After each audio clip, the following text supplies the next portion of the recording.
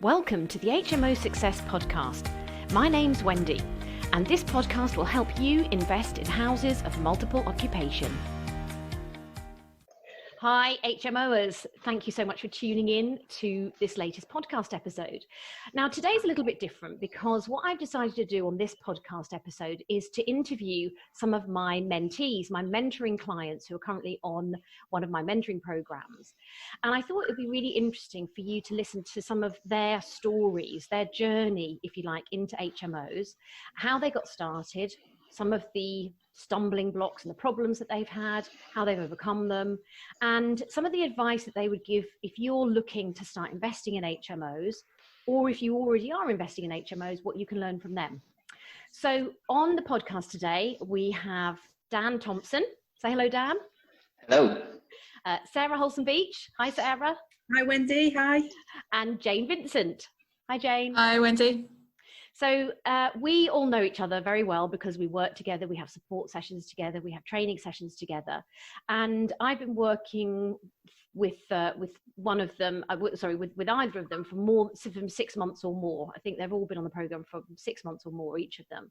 So they've all got some experience, different levels, and we'll go through what that experience is one by one. But what I'd like to do really is just to start with Dan. So Dan, first of all, can you just tell me a little bit about what you do in your normal occupation?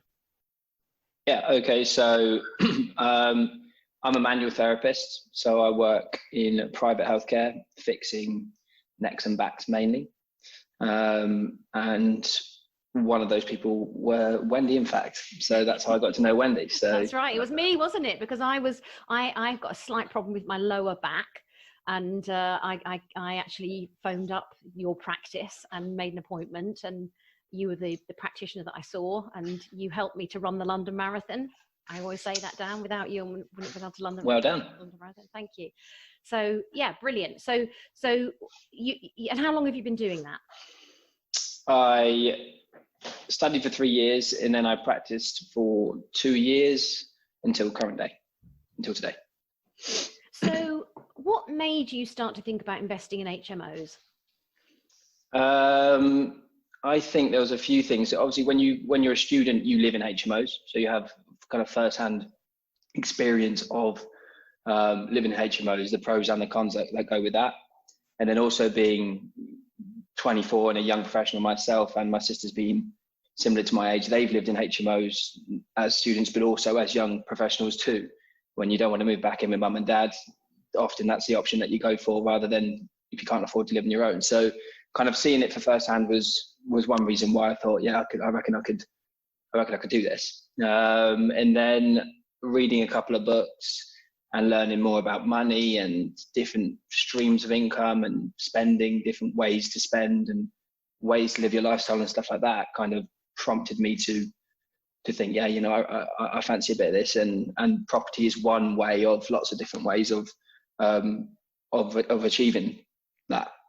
So you had already started to educate yourself a little bit about investing and about different strategies to make passive or residual income, hadn't you? Yes, although not much, but yeah, absolutely. I'd read a book or two and decided that this is something that I'm interested in, and that it seemed achievable. And then it became something that I thought, well, if I can do it, I might as well bring my mate along with me and try and get him involved. So a lot of young people, you know, kind of your age, are more thinking about how to spend their money rather than invest their money. So, you know, at your age, 24, you're still very young to be doing this. And a lot of people would start with probably single buy-to-let properties rather than HMOs. So what was it about HMOs that made you think, no, we want to go straight in at that level? Yeah, I mean, I think that investing is still spending. It's just a different way of spending. So for me, spending is spending, whether you go and get an Audi on finance or whether you decide to spend money on a house. It's just a different kind of spending. But then HMOs particularly, I would say I came across different HMO investors, not just yourself, but I also had other clients who invested, and I was given the opportunity to spend weeks and kind of half an hour a week for 10 weeks in a row with these people, and I could kind of just siphon information from them and different pros and different cons. And lots of the people, well, there was a common trend. Lots of the people that came through my office owned property, not necessarily all HMO, but single buy to let too. So I knew that property was the way to go. And then it made sense in my head and in Albie's head, my business partner, that to increase the yield out of a property was to multiply the number of rooms in there. So that kind of made sense. There's pros and cons to both, but I'd say a mixture of meeting people that worked in HMOs and also just kind of wanting to up as much income out of a property that we could. Excellent. So it sounds like having an HMO determines whether you're going to have a bad back or not. Yeah. You must go with the territory. Yeah, absolutely. Yeah, or owning some form of property. Yes. Interesting. Right. Well, so you've got a business partner, Albie, who unfortunately couldn't be on the podcast today. But had you known each other for a long time? How long have you known each other? Yeah. So I think we met when we were probably about 12 years old in secondary school. We played football together. We were good mates and a close group of friends, and still are today.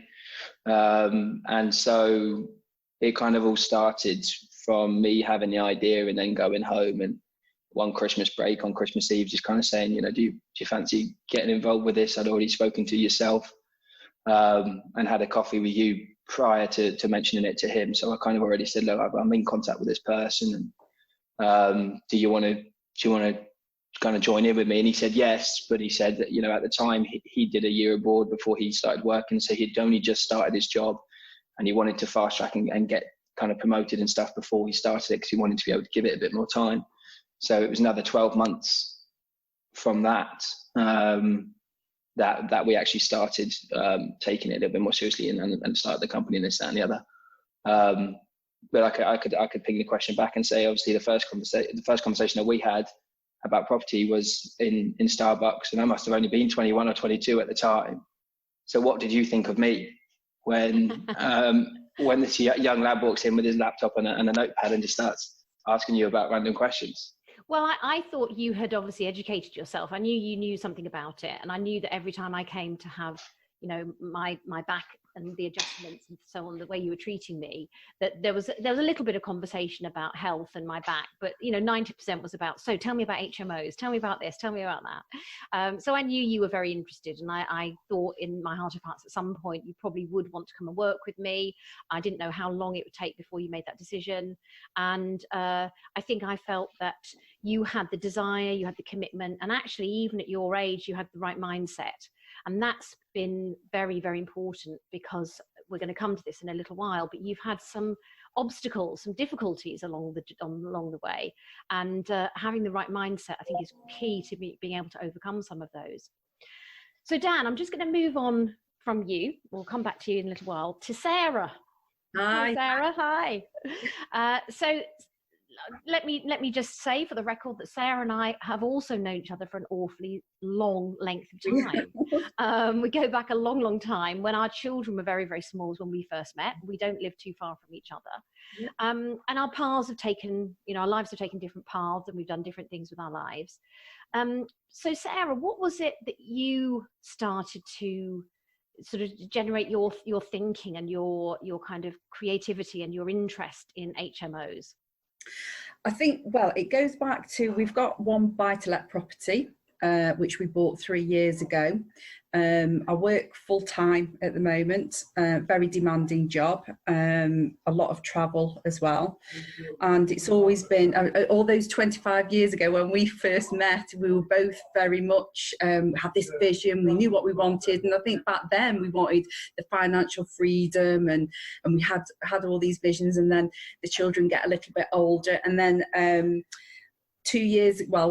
years ago, I hit the big 50. So it was a bit of a realization. Oh my goodness, I've wanted this for years and years, and I've tried different things, and then I saw all the posts that you were putting on Facebook, and it's like, oh, what's this Wendy's doing now? And so it was very much messaging yourself, let's have a coffee, what's this about? You come armed with your book, which was fantastic. And that was it, really. I was, from that meeting, again, totally hooked. As I say, we'd already got one buy-to-let property, so we were interested in property, but I don't think we would have known much about it. I've never lived in a HMO, so I didn't really know a lot about them. So it was really good to hear about what is achievable. So since we started working together, since you joined the mentoring program, and obviously you've kind of devoured lots of other information along the way, Sarah, what have you learned that has either surprised you or kind of made you a little bit shocked? What have you learned that's kind of created a bit of an emotional reaction with you? Oh my goodness, emotional every day, I think is a different emotional roller coaster. I think the practicalities of the the 5 steps that you go through, but I think it's what's achievable. It's it's not this thing to be scared of, or it's almost like a different world that and I think reading Rich Dad Poor Dad probably sums that up, that going down a path that you've been programmed all your life from school, this is a path that you take, and then all of a sudden it's this big world that you think, wow, this is what living is about. And I think that's probably the big surprise. I knew it was out there somewhere, and I've been searching for it all this time, and then to actually find it, you think, wow, really powerful. So for you, the draw is a change in lifestyle, isn't it? Total change in lifestyle, but also I think helping, just supplying that demand as well, and do something worthwhile. I do work for a charity, but it's as head of fundraising, and it's everywhere you go, they're putting barriers up for you to be able to do your job, and so to be able to go down this road, to have this financial freedom, especially when you get to the big 50, it's really powerful. It's interesting, isn't it? Because I do think that how you describe it, in that it's a whole new world. You knew, you had an inkling it existed, but you didn't know where it existed, and you didn't know if it's just a fable or a myth. And suddenly the door is opened, your mind opens up, you have a gateway into this world, and you realize that there are people who do not swap their time for money. There are people who have investments that pay their bills, their mortgage, their outgoings. And you've heard about this mythical land of residual income. And now you've met people who've got that residual income, and they might say they're living the dream. I don't know if it's always a dream. Sometimes it is a bit of a nightmare. But certainly it's totally different from the way we were brought up to get good qualifications, get a job, pay off your mortgage, and just live a life of quiet desperation.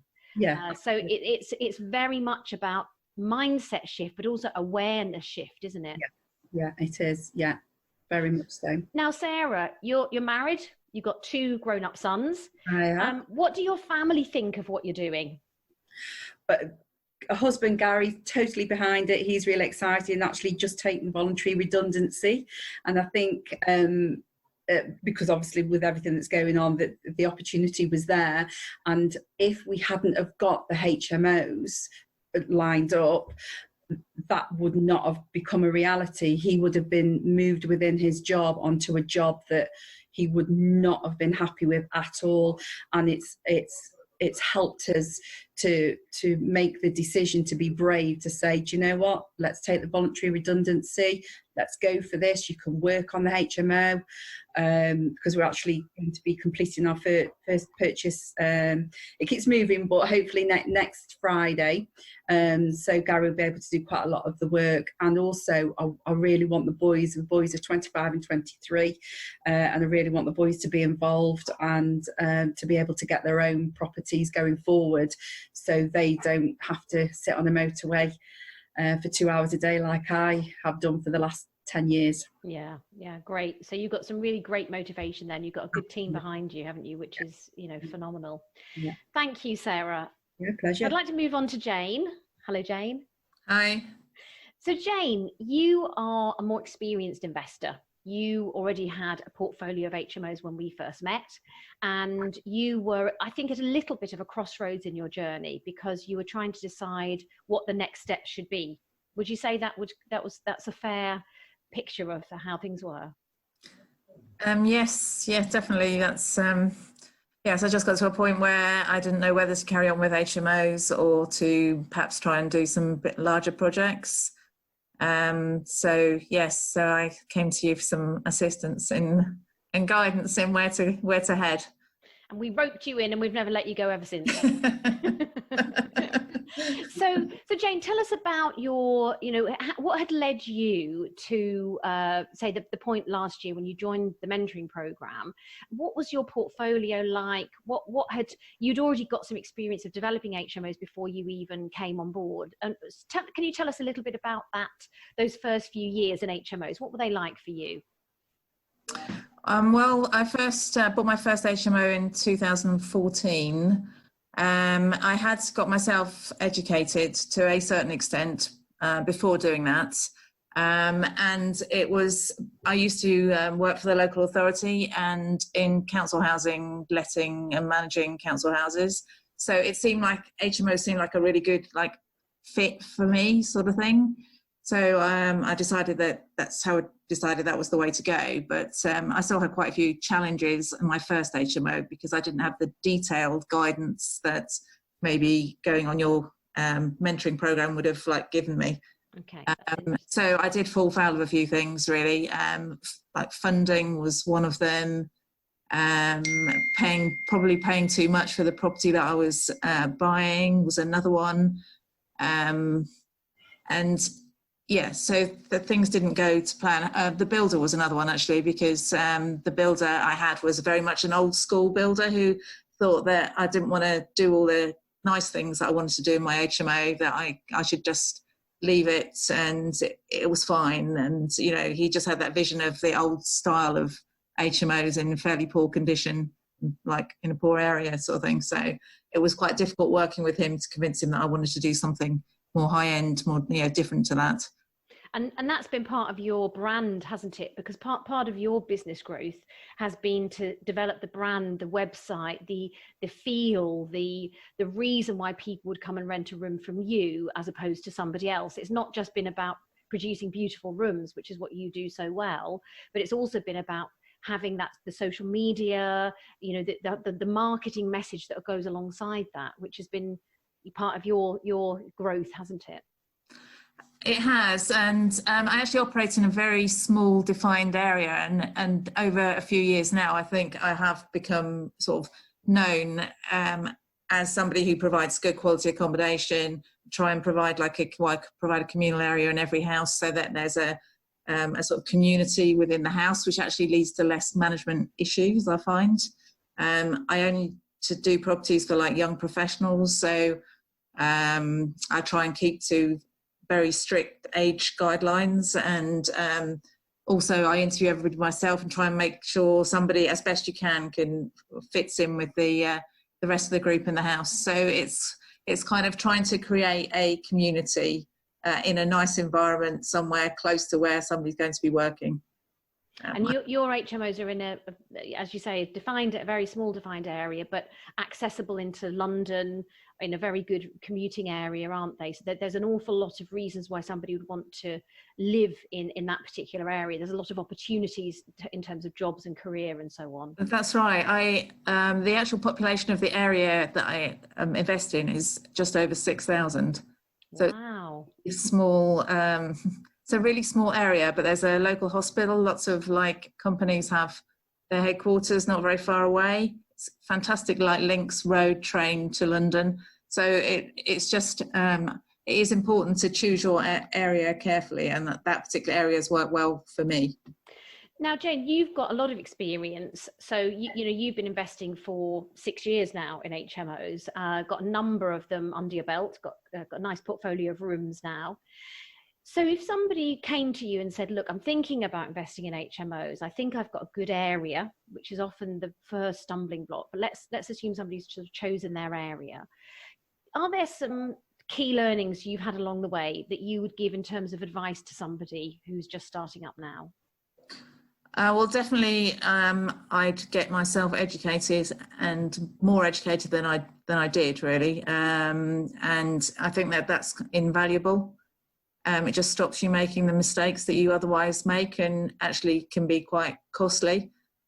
The property I mentioned where I had the builder who didn't believe in what I was doing, I've had to go back again and do an additional refurb to it, which cost me more money, because I didn't do enough work at the time to make it to the standard that I now want to, make properties to. So that was a learning curve. I think networking and attending meetings, listening to podcasts, all that type of thing is great. It's a lot of free stuff out there, so you don't necessarily have to initially pay for mentoring. But I think the cost of mentoring, whilst it is expensive when you're first starting out, is definitely worth it. So it sounds to me that one of the things you learned from that first build, which you have definitely addressed ever since, has been setting the quality standard for the refurb. Would you say that was quite a key learning that you kind of almost will never compromise on now? That the builder you work with has got to understand your vision for how it's going to look at the end of it, and it's not going to be a shabby magnolia and white student grungy HMO. No. That's definitely not. And yes, but I didn't really know, I suppose. I didn't define it perhaps well enough in the first place, because I didn't, it's kind of, you feel your way a little bit initially, don't you? So I was just feeling my way. I left some old carpets in there, which were horrible colour, but just because they weren't in that bad condition, I left them there, regretted it, just made the whole place look shabby. So there was just like lots of things like that definitely. So define what your vision is, really, I suppose. And the builder I've had for the rest of the other 8 HMOs that I've done has bought into what I wanted to do. So we've had a great a product at the end of the day. Yes. And it's creating that great product, which is long lasting. It's effectively future proofed. It also works with your brand, doesn't it? It's true to your brand. So even though the houses may be quite different in layout and shape and size, each time now you're creating something which is alignment with who you are and what your business is all about. So, if somebody did, for example, need to swap rooms, or, you needed to, maybe because of coronavirus or something, you needed to move people around, they're not going to get a lesser quality in one of your properties. They're going to get the same standard and the same approach. Yes, that's true. I guess I have got braver as I've gone along, and particularly in the communal areas where I quite enjoyed the interior design part of it. So I've kind of got braver, put different things on the walls, different furniture. So I tried that. The bedrooms are pretty much the same in each property. But the communal areas tend to vary a little bit and maybe have a bit of a theme. And so I can express my own kind of your own sort of Lawrence Llewellyn-Bowen. Yes, if only it was as good as his, but yes. Dan's sitting there thinking, who's that? No idea. Yeah, Dan has got no idea who we're talking about. No idea. Yeah, but and actually though, that's also nice, because what you don't want is for everything to look uniform. There's a certain importance, I think, in creating an HMO brand where there's consistency and reliability, but not necessarily uniformity, because actually you do want each house to have its own quirkiness, its own features, its own layout, its different furnishings, if nothing else, so that you can easily identify it.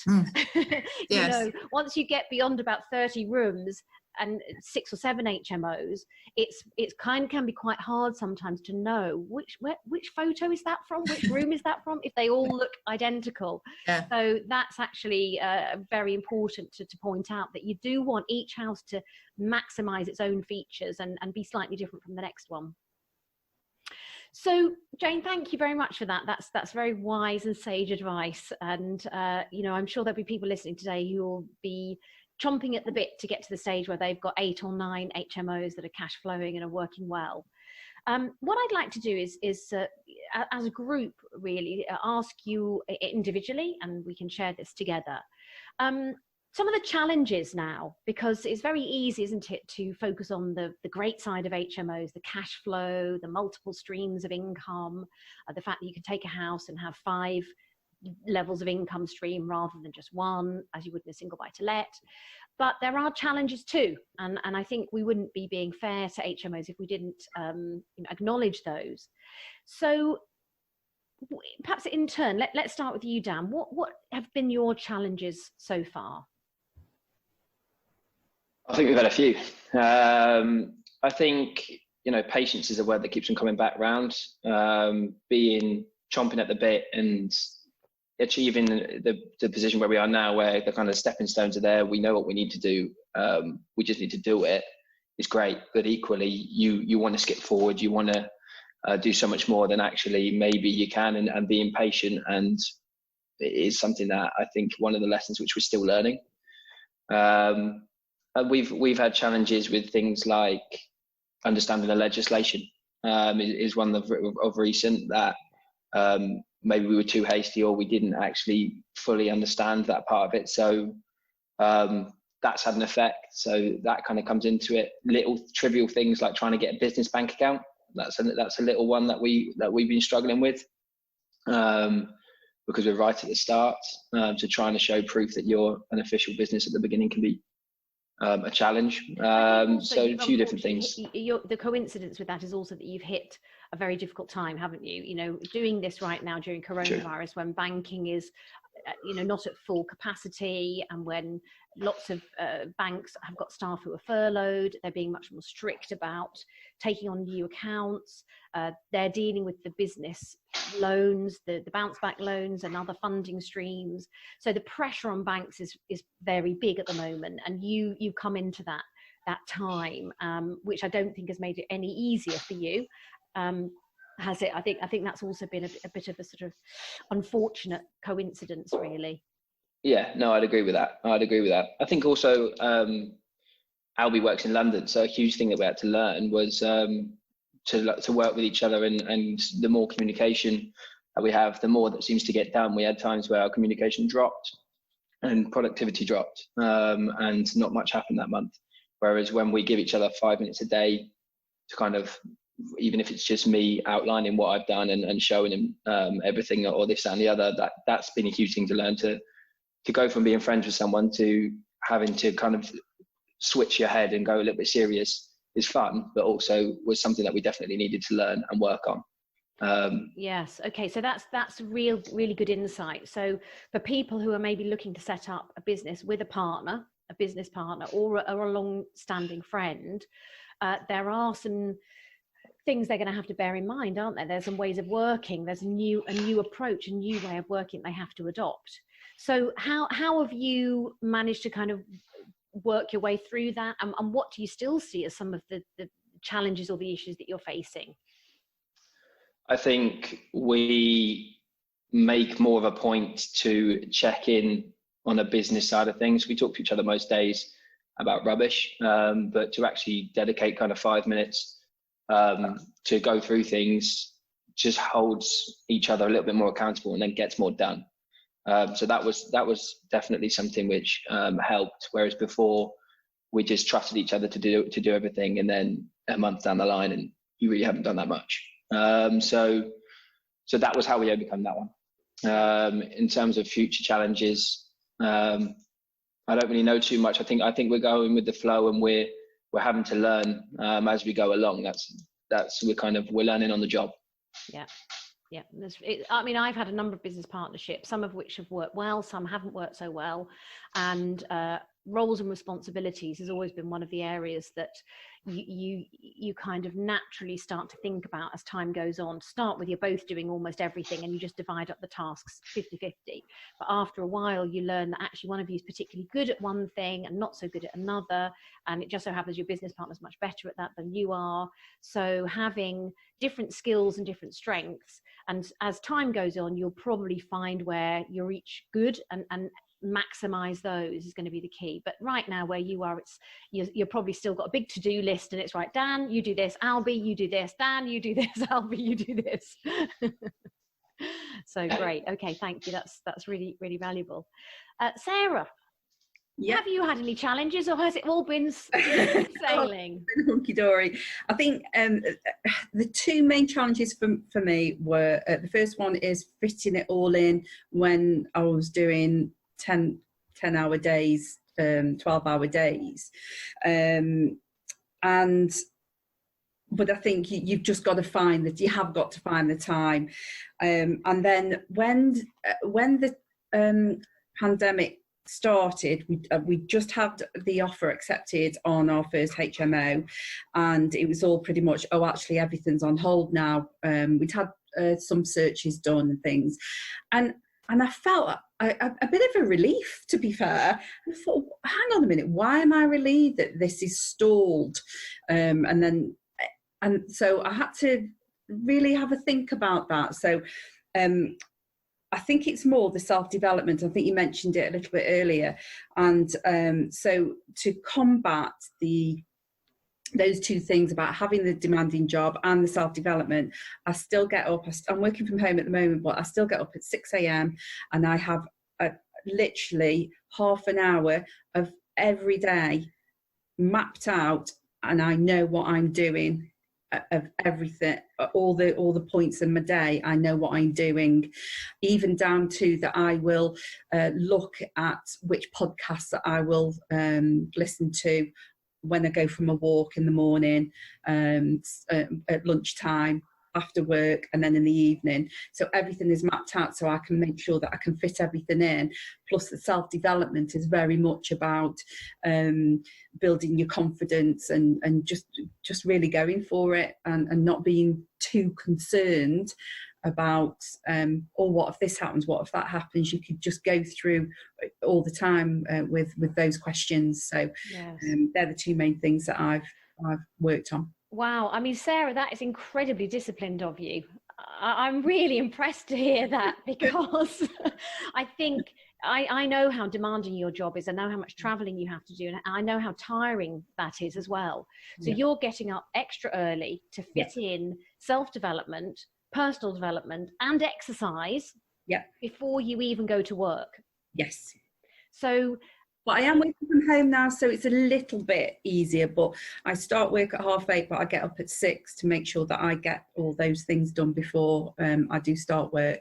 And then I have my lunch break and I do something then.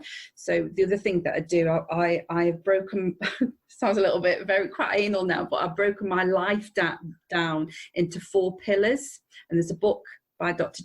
Chatterjee, and he does a 4-pillar plan. So each part of my life has got the 4 pillars, and I work on the 4 pillars. I have those 4 pillars planned in my diary throughout the week to make sure that I don't miss anything. Do you want to come and run a webinar for me? That sounds amazing, Sarah. Wow, that's incredible. And do you think that you wouldn't be doing that if you weren't investing in HMOs? I mean, how are the two related? Because you might say to me, oh, they're nothing to do with each other, Wendy, but no, are they? Yeah, do you think there is a relationship here? Yeah. I think because one of the things that I was doing is I was putting all things on the calendar and fitting the HMO in somewhere, and you think, hang on a minute, HMO is one of the first things I need to be put, apart from work obviously, but one of the first things I need to be putting in there. But then it got me thinking, well, hang on, I want to go for a walk, I want to do yoga, I want to do this and I want to do that. So how can I fit it all in? So that's why I went back to that. It has taken me quite a while, but just that the self-development in the morning, having 5 minutes silence, doing a 5-minute meditation and then your exercise, and it's just, for me, it's just really helped, and I feel very focused and motivated. That's fantastic. Well, I've read a number of biographies of top business people, people who run multi-billion pound businesses, and there is a thread that runs through it. They're all early risers, they all plan their day, and many of them have some form of meditation. And that's where I've got it from, that from, listening to podcasts, reading about it, what do other people do? Other people are doing this, so why, surely I can fit it in, and that's what I've done. And so I've just copied that and done it. But as I say, it's taken quite a while to get where I want to be, and I've got a spreadsheet with all my hours on and half an hour's on and what have you. So yeah, great, really great. Wow, that's very inspiring. Thank you for that. Now, Jane, for you, you already have a good sized portfolio. When we met, you already had a good income from HMOs. So for somebody who's got a portfolio, who maybe already has a business, what do you think are the challenges at that level? Because they're different from the ones that maybe Sarah and Dan are facing, where they're maybe still trying to find properties, or they're still trying to get their power team, their builder, and so on. You've got a lot of that sussed already. So for you, that's your challenge. What's your challenge, Jane? I think the biggest challenge, well, two big challenges. One's to do with basically just done the bits that I liked doing when I was doing the HMOs, and not really covered the systemizing of everything. So I have created myself another job, really, I suppose, in a way. One that I really love doing, but I have created myself another job. So part of the reason I joined your mentoring group was to work out how to systemize my business. So I have moved forward over the past period of time I've been with yourselves doing that. And now I'm looking to find somebody to actually work in the business as well, so that they can take on some of the roles that I do, at least give me more flexibility around the amount of time I have to work in the business. So your focus is now thinking much more about your team, your operations, how not necessarily just to scale and to have more rooms, but how to perhaps free up some more of your time so that you can do what you enjoy. Would you say that was yes, yeah. Picture? Yeah, because I'm unlike Sarah, I'm not quite as disciplined, really, generally. so I do just go towards the things that I actually like doing, and not the things I don't. So I need somebody to do the things that I don't like doing, like the systemizing and the scanning in of all my documents and that type of thing. So to get that up and running better. Yeah. Okay. So for you, it's and this is, I think, where people are at different levels, and I think there is definitely a level where you sort of hit this moment where you think, yikes, I've actually created myself a second job. And while you might have some tentative members of the team who do some bits for you here and there, now it's maybe about developing a little bit more of a formal relationship with those people, employing them or taking them as contractors, having an operations manual, so that you can then actually recreate the lifestyle that you probably started a few HMOs ago, when you had the income and you still had the time. But now you've got the income, but maybe you don't have the time. So it's now going to the next level again, isn't it? That's right, yeah. I mean, just at the moment, there's always something happening. Obviously, coronavirus had an impact on it, and that's part of the reason that there's obviously more movement amongst the tenants now. So I'm finding that most weekends there's something that I need to attend to. So it's difficult to find the time that I might use to do other things. Okay, so we're gonna finish in a minute, but before we finish, I'd just like you each to think of one sentence or one thing that you have learned, or one piece of advice that you would give to somebody who's listening today, may have decided to start with HMOs, but is either sitting on the fence or has started. What piece of advice would you give to them today? Sarah, can I come to you first? Yeah, I would say, look at your goals.